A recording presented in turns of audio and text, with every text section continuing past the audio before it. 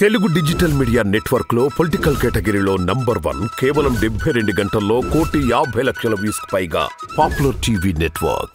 ఇప్పుడు జగన్మోహన్ రెడ్డి బస్సు యాత్ర utter flop అయిందని చెప్పేసి టీడీపీ వాళ్ళు చెప్తున్నారు. అసలు ప్రజలే రావట్లేదని చెప్తున్నారు. వాళ్ళు ఎట్లా చూడాలి?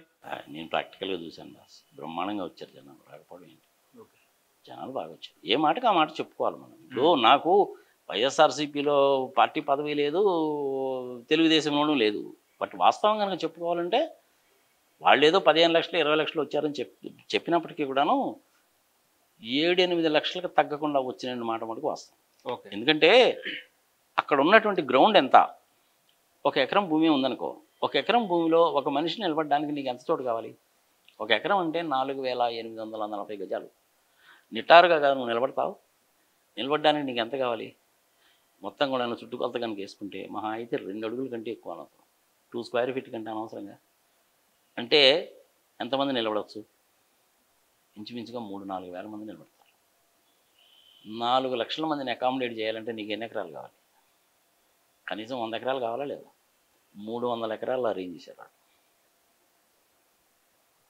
ఇది సామాన్య మానవుడు కూడాను ఇవాళ రేపు అన్నీ క్యాలిక్యులేట్ చేసుకుంటాడు. అందులో వ్యవసాయం చేసుకునే వాళ్ళకి ఏంటంటే ఎకరం అంటే ఎంతరా బాబు అంటే 100 సెంట్లు అంటారు. ఆ 100 సెంట్లు అంటే నాకు అర్థం కావట్లేదు, ఇంకో రకంగా చెప్పురా బాబు అంటే 4,840 గజాలండి అని చెప్తారు. అంత తెలివి ఉంటుంది. Don't under estimate farmers. Okay.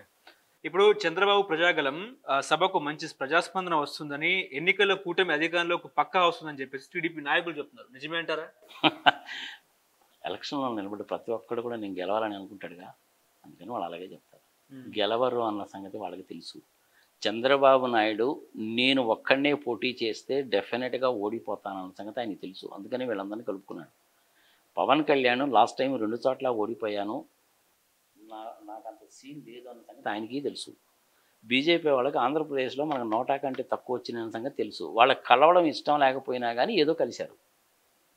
రేపు ఎలక్షన్స్ అయిపోయిన తర్వాత చంద్రబాబు నాయుడు మళ్ళీ ఏమంటాడో తెలుసా? వాడు ఓడిపోతే ఏంది, ఓడిపోవడం గ్యారంటీ అనుకో, that is a different thing. BJP వాళ్ళతో కలవడం మేము ఓడిపోయి ఉంటాడు.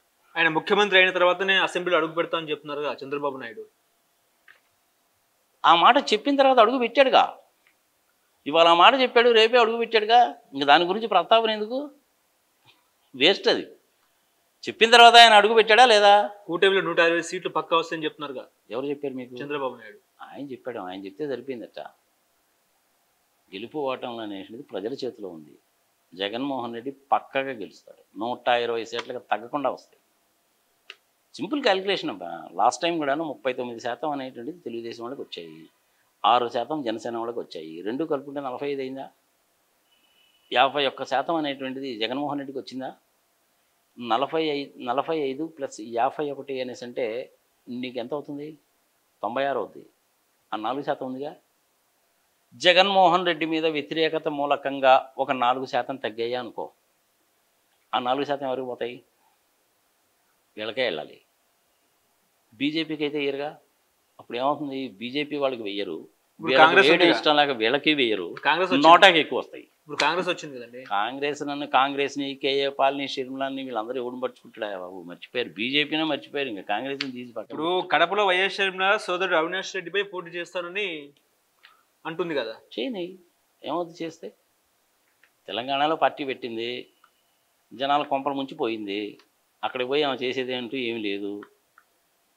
జగన్మోహన్ రెడ్డి ఇట్లాంటి వాటి అన్నింటి పట్టించుకోడు. అవినాష్ రెడ్డి కేర్ కూడా చేయడు. అవినాష్ రెడ్డి ఆయన పని ఏదో ఆయన చేసుకుంటూ పట్టాడు, జగన్మోహన్ రెడ్డి ఆయన పని ఏదో ఆయన చేసుకుంటూ పోతాడు. గెలుస్తామన్న నమ్మకం వాళ్ళకు ఉంది. ఆమె పోటీ చేస్తే మటుకు ఏం లాభం? డిపాజిట్ వస్తుందో రాదో చూసుకోండి. ఓకే. ఇప్పుడు జనసేనకు కేటాయించిన 21 అసెంబ్లీ స్థానాల్లో జనసేన పార్టీ వాళ్ళు కాకుండా బయట పార్టీ నుంచి జాయిన్ అయిన నాయకులే టికెట్ ఇచ్చారని చెప్పేసి ఒక చర్చ నడుస్తుంది. నిజమే అంటారా? నిజమే కదా. అల్టిమేట్గా లెక్క చూస్తే 24 అన్నాడు, 24 కాస్త 21 అయింది. ఇప్పుడు ఆ 21లో కూడా ఇంచుమించుగా 6 తీసేయాలి. వేరే పార్టీ నుంచి వచ్చినటువంటి వాళ్ళు కావచ్చు, గ్యారంటీగా తెలుగుదేశానికి సపోర్ట్ చేసి ఆ తెలుగుదేశంలో సీట్లు రాక ఇక్కడికి వచ్చిన వాళ్ళన్నా ఉంటారు. ఒక 5-6 సీట్లు ఉన్నాయి అట్లాంటివి. ఓకే.